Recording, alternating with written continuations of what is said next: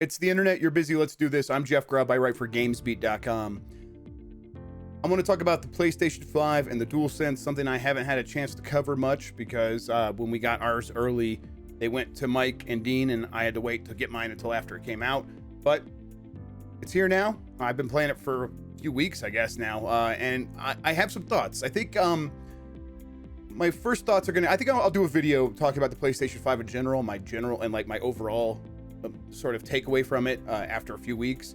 But I want to talk about the DualSense first because it is, of course, I think the highlight of the experience. And I think it's something that people hyped up a lot before it came out.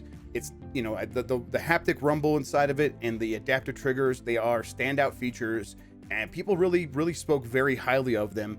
And so when I got my hands on mine, my initial impressions were that this is good. It's good. The haptics are definitely better than brute force rumble that we had in gamepads up to this point, and the adaptive triggers really do what they say, and they push against your fingers, and they create the feeling of force feedback, so you can actually feel what the game is trying to push against you, and that's awesome. It's very good at imitating like the resistance of a throttle on a spaceship or the coiling of a metal spring. Those things are, in Astro's Playroom, they're really neat. When I was feeling the controller, though, I noticed that the haptics still definitely mostly felt like mechanical whirring to me, like the whirring of motors. And I think I was expecting something more just based on the way that people were speaking about it. I've experienced haptics before on phones, smartphones. I've had haptics for a long time, and in virtual reality with the Valve Index, it has very good haptics. And this is that, and it's good. It's really great. But the way people spoke about it, I was expecting more. And then as for the adaptive triggers, I think I only really noticed them when they were at their most aggressive and most intense. And otherwise, if they were trying to do more subtle feedback with the triggers, it wasn't registering with me. Now I'm a big oaf, and I need to smash the trigger to make something on the screen happen now because that's what I'm paying attention to. And if the trigger's trying to tell me something, I'm not noticing because I'm a 37-year-old man who's been gaming one way his entire life, and now this new thing's trying to give me a new sense of feedback, and I'm not registering it in the way that other people would. There could be something there, but for the most part, I didn't notice it. And so instead of like immersing me in the action, I think it turned out that I was just more engrossed in the game to the point where I was not noticing what the controller was trying to tell me. Now, none of this is to say that the adaptive triggers or the haptics are bad. They are definitely not. They're very good. But I think in the excitement for the DualSense, most people are seriously underselling what actually holds the entire thing together, what actually makes the haptics and the adaptive triggers work, and that is the speaker. Yeah, the speaker. This little thing right here, the thing that was in the DualSense or the DualShock 4, and people hated because it sounded awful. Well, it works here. And I think, in my opinion, the speaker is the real star of the DualSense. So let's be clear. The speaker is way better than it was in the DualShock 4, and I think that's what's making all of this work. It's very clear, it's loud and without getting distorted, and it handles all of the things that Sony is throwing at it so far in a really, impressive way, to the point where it works almost like it's the complementary sense to the haptics and to the triggers that make those things even have meaning. So what do I mean there? The analogy I've been using is that flavor is about smell almost more than it is about taste. And we know this because, our tongues could tell the difference between sweet and salty or whatever. But everything else comes from our sense of smell when we're eating.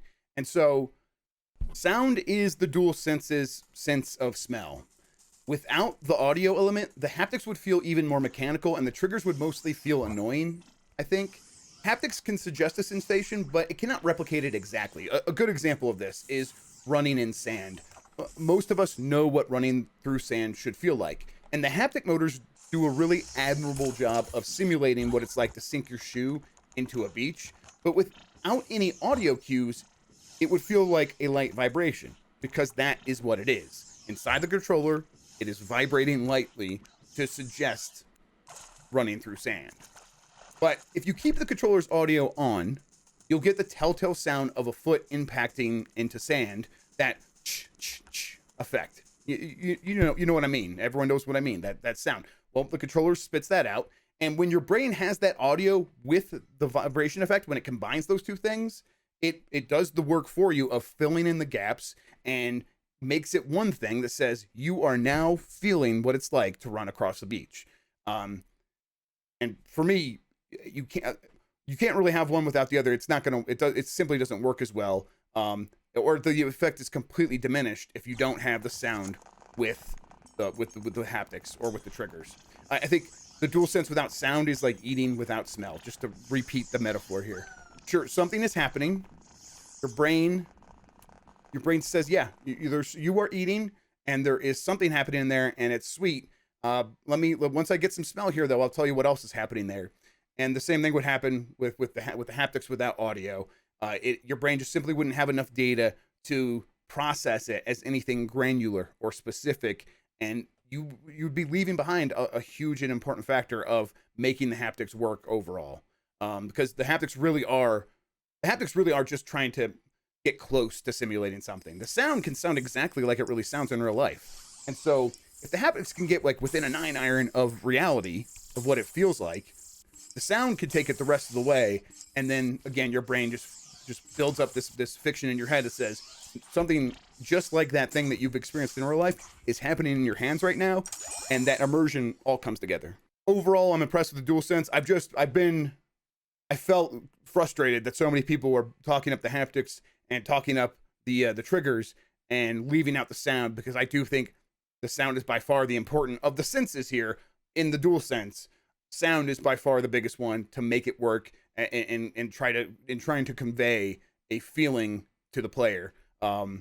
Absolutely. And I think that Sony knew this. I think it's why they included the speaker on the DualShock 4. They just included a really crappy speaker, and so it didn't really work that well there.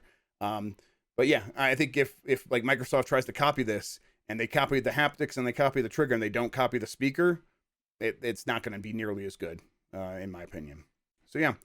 That's going to do it for me for this video. I'll have more on the PlayStation 5 very soon. I'm interested in talking about it more. Also more on the Xbox coming up soon as well.